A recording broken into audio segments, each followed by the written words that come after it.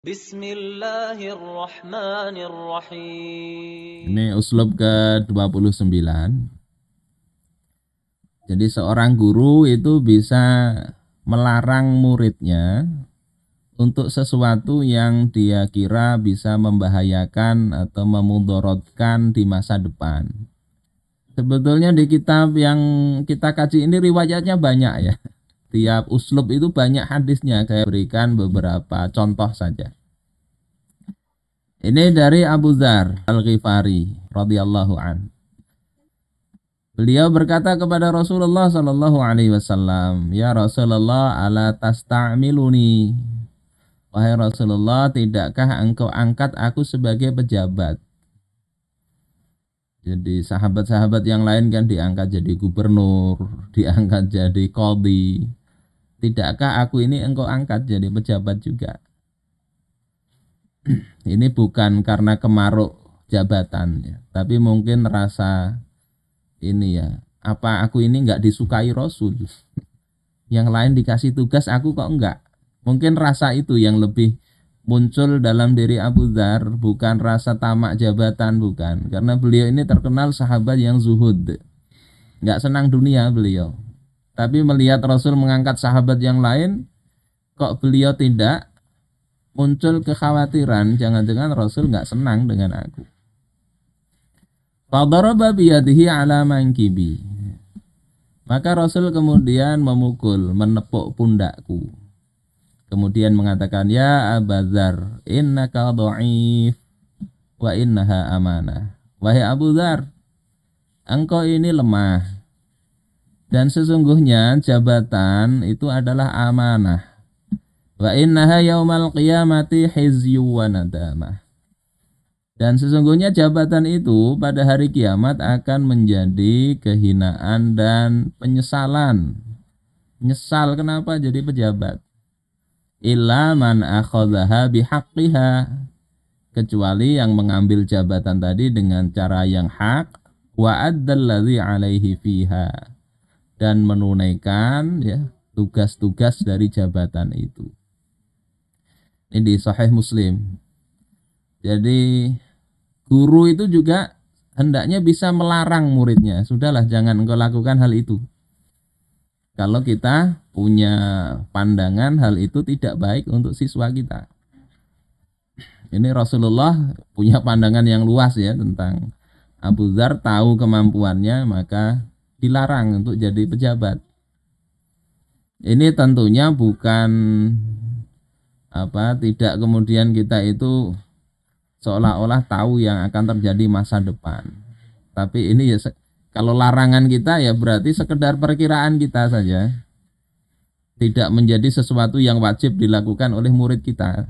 Enggak.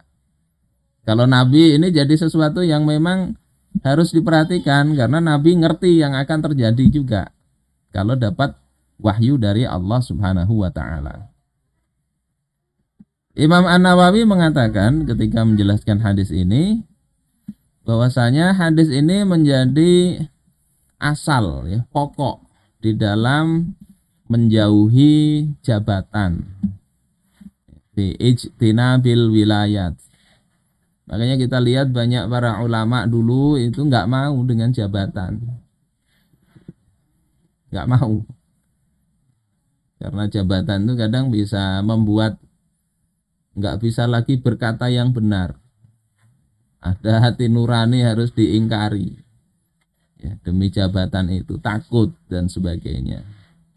Terlebih lagi orang yang di dalam dirinya ada kelemahan untuk melakukan tugas-tugas jabatan itu, maka harus dijauhi. Kalau merasa nggak sanggup, jangan mau. Apalagi jabatan yang tinggi, tanggung jawabnya besar. Walaupun didorong-dorong untuk dicalonkan, jangan mau. Yang nanggung nanti di akhirat dia bukan yang mendorong. Yang mendorong ikut berdosa, tapi tanggung jawab penuh itu ada pada pejabat itu sendiri. Berat, kalau kira-kira nggak sanggup, jangan. Wa amal hizzu wan nadamah fahuwa haqqun man lam yakun ahlan laha. Jadi kehinaan dan penyesalan itu adalah nanti bagi orang yang tidak punya kelayakan memangku jabatan. Dia tetap nekat jadi pejabat. Yang bermasalah bukan hanya pejabatnya, yang ngangkat dia itu juga sama, itu khianat kepada amanah Allah Ta'ala. Aw kana ahlan walam ya'dil fiha, atau dia itu sebetulnya punya kelayakan tetapi dia nggak bisa adil di dalam menjalankan tugas jabatan itu. Nanti ada atasan minta uang dan sebagainya, ya uang-uang nggak jelas begitu, dia nggak bisa tegas, ini nggak bisa adil di dalam menjalankan tugas. Maka fayuhzihillahu ta'ala yaumal qiyamah wa yafdahuh, maka Allah akan menghinakannya pada hari kiamat dan membongkar aib-aibnya itu. Nggak ada lagi pencitraan, citranya rusak. Wa yandamu ala ma farrata, dia akan menyesal atas apa yang sudah lewat. Wa amma man kana ahlan lil wilayah wa adala fiha falahu fadlun azim. Adapun yang memang layak, ya, punya kelayakan untuk itu, bisa adil, tentunya dengan ghalabatul dzan, ya. Pikir-pikir dulu jadi pejabat bisa nggak, sanggup nggak itu. Maka kalau dia bisa melaksanakan tugas dan adil, maka punya keutamaan yang besar. Ini bab guru melarang murid untuk sesuatu yang memberikan mudarat baginya. Jadi boleh guru begitu. Dalam riwayat yang lain, ya, Rasulullah katakan, ya Abu Dzar, inni araka dha'ifa. Wahai Abu Dzar, aku melihat engkau ini dhaif, lemah. Wa inni uhibbu laka ma uhibbu li nafsi. Dan aku itu menyukai untuk engkau apa yang kusukai untuk diriku sendiri. Ini ungkapan yang jarang-jarang, ya, mengatakan aku melihat engkau itu ada kelemahan. Ini kan ungkapan yang tabiat manusia nggak senang mengungkapkan itu. Kita punya murid, kalau memuji itu mudah, mendiamkan mudah, tapi mengatakan engkau punya kelemahan di sini, jangan dilakukan itu. Itu berat. Tapi untuk urusan jabatan ini harus disampaikan. Jadi punya cacat-cacat itu harusnya disampaikan. Nggak ada istilah black campaign. Ya, walaupun kadang manusia itu senangnya ya dipuji. Ketika disampaikan, ini loh cacat engkau, kekurangan engkau di sini. Kalau yang menyampaikan ini orang yang disenangi, dia mungkin masih bisa, oh ini nasihat, ini masukan. Tapi kalau yang menyampaikan itu orang yang nggak disenangi, dia katakan, oh ini cari-cari kesalahan. Anda ngiri ya. Mau ditunjukkan kekurangan dibilang iri. Itu manusia kadang begitu. Nah, guru harus bisa ini membuang perasaan nggak enak itu.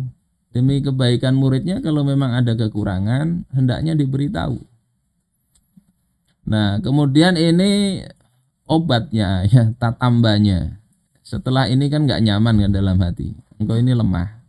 Tapi dibalasi oleh Rasulullah dengan kata, aku mencintai engkau itu mendapatkan sesuatu yang aku cintai juga.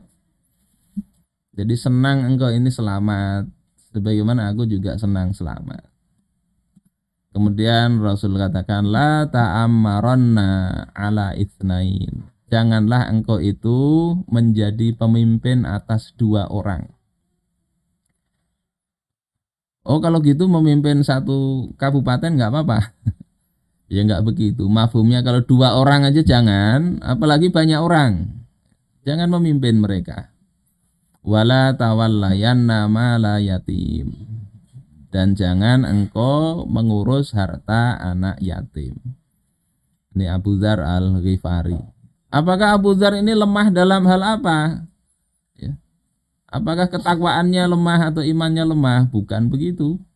Abu Dzar ini sahabat yang sangat-sangat kuat kok beliau itu. Imannya kuat, sangat zuhud.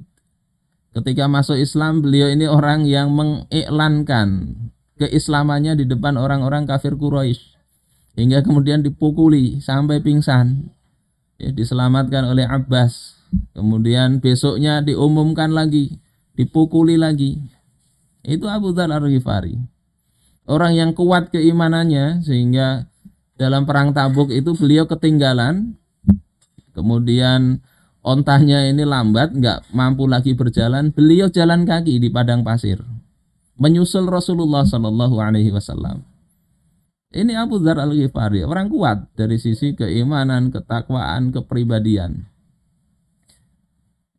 Kalau kita mungkin sudah ketinggalan begitu, apalagi harus jalan kaki di padang pasir, sudahlah balik kanan aja nggak jadi. Nanti kita bikin alasan. Asal alasannya kira-kira masuk akal aja sudah. Kita ketinggalan kereta aja juga bisa nggak berangkat. Ini Abu Dzar di padang pasir jalan sendirian. Oleh sahabat dilihat itu dari jauh, bayangan hitam. Menyangka itu Abu Dzar. Kalau kata Rasulullah ya, kalau ditakdirkan Abu Dzar ini baik, akan datang juga. Dan betul Abu Dzar Al-Ghifari. Lalu apa yang lemahnya ini apa? Jadi bukan pemimpin ya, untuk pejabat itu bukan semata-mata imannya kuat, ketakwaannya kuat, tidak. Ya, di situ al-imarah tahtaju ila insanin qawiyyin amin. Jabatan, kekuasaan itu perlu orang yang kuat dan amanah. Kuatnya itu dari sisi apa? Dari sisi dia itu punya sultoh, kekuasaan, wa kalimah haddah, kalimat atau kata-kata yang tajam, yang hebat, wa idza qala fa'ala. Kalau dia katakan, maka orang mengikutinya. Tidak pemimpin yang lemah. Pemimpin yang kuat itu kan gitu. Kalau bahasa sekarang itu ya punya wibawa lah. Punya wibawa, punya apa namanya, kalau dia katakan sesuatu orang ikut. Dan dia adil. Yang kuat itu begitu. Dan kalau pemimpinnya enggak karu-karuan ya, dia jadi bahan hinaan dari yang dipimpin, kemudian justru timbul fitnah. Karena apa? Ya enggak pantas untuk dipercaya. Mungkin Abu Dzar itu di sini problemnya, sehingga tidak diangkat oleh Rasulullah Shallallahu Alaihi Wasallam sebagai pejabat. Mungkin lemah dalam mengurus urusan-urusan pemerintahan, bukan lemah iman atau lemah agama.